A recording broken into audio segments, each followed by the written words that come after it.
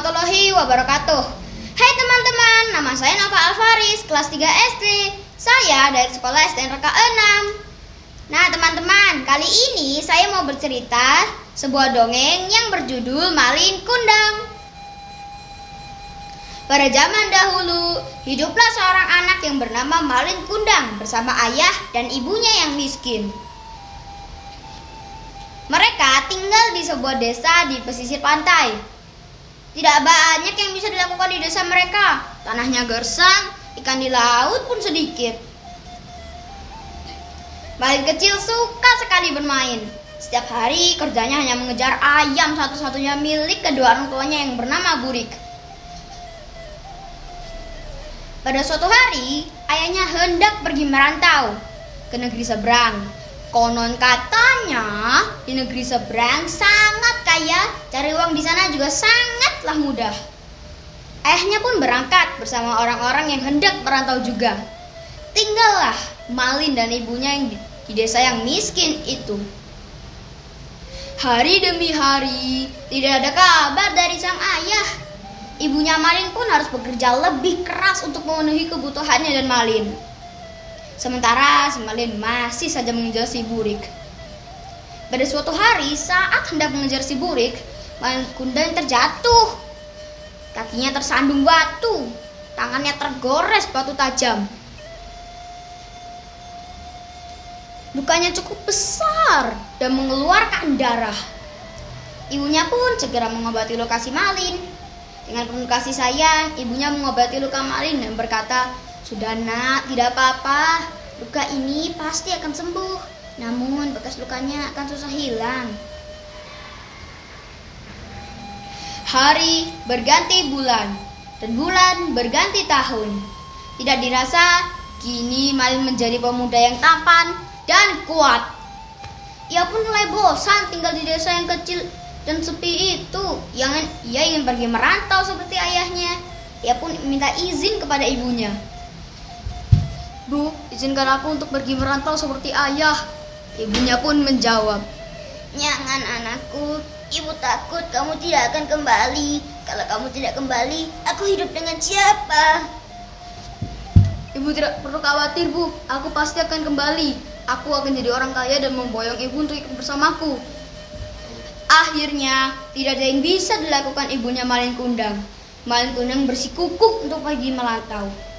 Singkat cerita, kini Malin menjadi orang yang kaya saat merantau dan sudah menikah. Pada suatu hari, ia mengajak istrinya untuk berlabuh di pelabuhan kampung halaman si Malin. Berita tentang suksesnya Malin Kundang terdengar sampai ke telinga ibunya.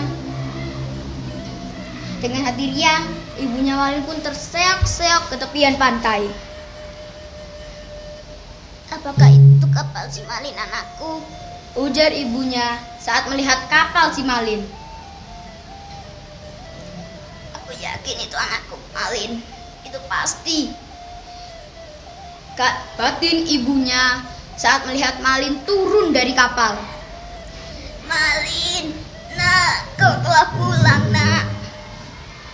Istri Malin terheran-heran dengan wanita tua yang berlari ke arah mereka sambil berteriak-teriak. "Siapakah dia, Malin? Apakah dia ibumu?" Malin menjadi gelisah. Ia tidak ingin istrinya mengetahui kalau dia berasal dari keluarga miskin.